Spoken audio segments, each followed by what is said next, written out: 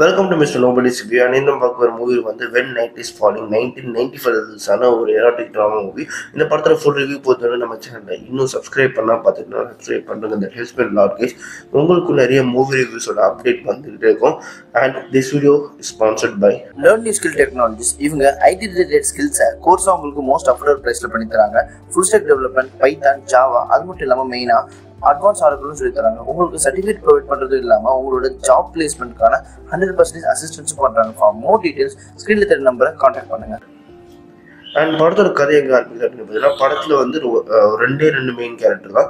ஒன்று வந்து கமில், அண்ட் அதுக்கப்புறம் இன்னொரு கேரக்டரோட பேர் வந்து பெட்ரா. ஓகேங்களா, இந்த கமில்ன்றவங்க வந்து ஒரு பியூரான ஒரு கிறிஸ்டியன் காலேஜில் வந்து ஒரு ப்ரொஃபஸர்.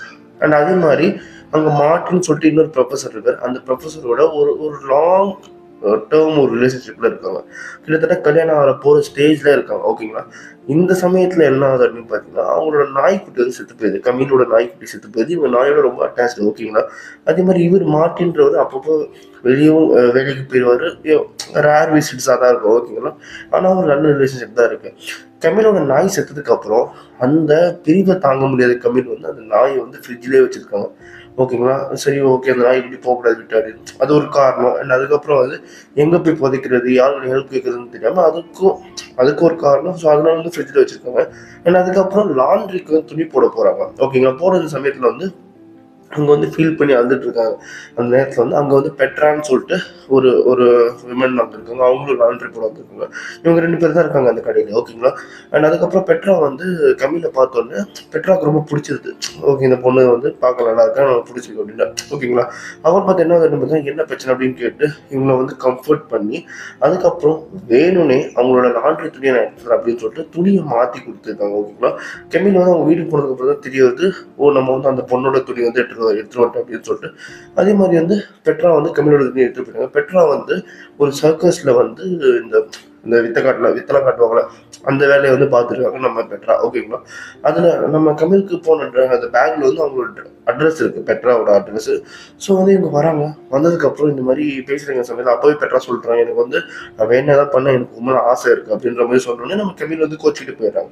போனதுக்கப்புறம் அடுத்த நாள் காலையிலேருந்து நம்ம பெட்ரா வந்து கமிலை போய் கன்வின்ஸ் பண்ண பார்க்குறாங்க. அண்ட் அதுக்கப்புறம் அங்கக்குள்ளே வந்து அந்த ரிலேஷன்ஷிப் வந்து ஸ்டார்ட் ஆகுது.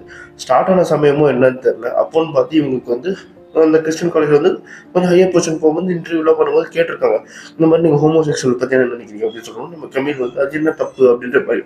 ஆனால் அந்த கிறிஸ்டியானிட்டியில் வந்து அது ஒரு வந்து சின். ஓகேங்களா, அது தெரியும், தெரிஞ்சவே வந்து இவங்க பேசுவாங்க. ஓகேங்களா, அதுக்கப்புறம் என்ன அப்படின்னு பார்த்தீங்கன்னா, கெமிலுக்கும் பெட்ராக்கு நடுவில் இருக்கிற ரிலேஷன்ஷிப் ரொம்பவே ஸ்ட்ராங் ஆயிரும். இதுக்கு ஏற்ற மாதிரி நம்ம மார்ட்டின் வந்து வெளியூரும் போயிடுவார். நான் போயிட்டு வர்றதுக்கு ஒரு வாரமா அந்த மாதிரி. ஸோ அந்த சமயத்தில் அந்த ரிலேஷன்ஷிப் ரொம்ப ஸ்ட்ராங் ஆயிரும். 2 பேர் இல்லாமல் இருக்க முடியாதுன்ற அளவுக்கு போயிடும். அதுக்கப்புறம் மார்ட்டின் வராரு. மார்ட்டின் வந்ததுக்கப்புறம் இந்த உண்மையை தெரிஞ்சுக்கிறாரு. அதுக்கப்புறம் என்ன ஆச்சு அப்படின்றது தான் இந்த படத்தோட இந்த கிளைமேக்ஸ் கதையே. இந்த 2016 ஒரு படம் ரிலீஸ் ஆயிருக்கும், பிலோ ஹர் மவுத்னு சொல்லிட்டு. இதே கதை தான் எனக்கு தெரிஞ்சு அந்த படத்தோட ப்ளூ பிரிண்ட் இந்த கதை தான் நான் நினைக்கிறேன். ஏன்னா வந்து அதே மாதிரி தான் அதில் 2 விமன்ஸ் இருப்பாங்க. ஒரு விமன் வந்து ஹை ஸ்டாண்டர்டாக காமிச்சிருப்பாங்க, இன்னொரு மீடியம் ஸ்டாண்டர்டாக காமிச்சிருப்பாங்க. 2 பேரும் வந்து எதாச்சும் பார்க்குற மாதிரி பார்த்து ஒரு இடத்துல அப்படி அந்த மாதிரி தான் இந்த கதையை கொண்டு போயிருப்பாங்க. ஓகேங்களா, அதே மாதிரி வந்து எப்படி சொல்றதுன்னா, ஒரு ஆவரேஜபிளான படம் சொல்லுவேன். அதே மாதிரி ப்ளஸ் சீன்ஸும் அங்கே இருக்குது. அதுவுமே வந்து ஓகே அப்படின்னு தான் சொல்லுவேன். அதுக்கப்புறம் வந்து எனக்கு ஒரு பிடிச்ச சீன் இதில் என்ன அப்படின்னு பார்த்தீங்கன்னா, மார்ட்டினுக்கு வந்து உண்மை தெரிஞ்சதுக்கப்புறம் பெட்ராவை போய் மீட் பண்ணிட்டு ஒன்றுமே சொல்ல மாட்டார், என் பேர் மார்ட்டின் அப்படின்னு சொல்லிட்டு வெளியே வந்துடுவார். பெட்ராவுக்கு வந்து தனியாக ஒரு ட்ரக்கை கொடுத்துருப்பாங்க, அதில் தான் அவங்க இருப்பாங்க. அந்த ட்ரக்கை போட்டு அந்த அடி அடிப்பார். ஏன்னா வந்து அந்த இடத்துல வந்து மார்ட்டின் வந்து எந்த மாதிரியான ஒரு ஜென்டில்மேன் சொல்லிட்டு காமிச்சிருப்பாங்க. ஒரு பொண்ணு மேலே கை வைக்கக்கூடாதுன்னு சொல்லிட்டு அவர் வந்து தன்னோட பேரை மட்டும் சொல்லிட்டு வெளியே வந்துடும். அப்போ பெட்ராவுக்கு தெரிய வருது, ஓ அவன் தான் போல அப்படின்னு சொல்லிட்டு. இவரு ட்ரக்கை போட்டு அடிக்கிற அடியில் பெட்ரா உள்ள வந்துட்டு இருப்பான். ஸோ அந்த சீன் சூப்பராக காமிச்சிருப்பாங்க. இந்த சீன் நல்லா இருந்துச்சு. ஆனால் மற்றபடி ஒரு ஆவரேஜ் படம் தான் சொல்லுவேன். அதனால இந்த படத்துக்கு நான் $3 தருவேன். அண்ட் இதே மாதிரி மூவி பார்க்க நம்ம சேனல் சப்ஸ்கிரைப் பண்ணுங்க. நம்ம சொல்லணும் பட் சந்திக்கிறேன். பாய், ஹேவ் அ கிரேட் டே.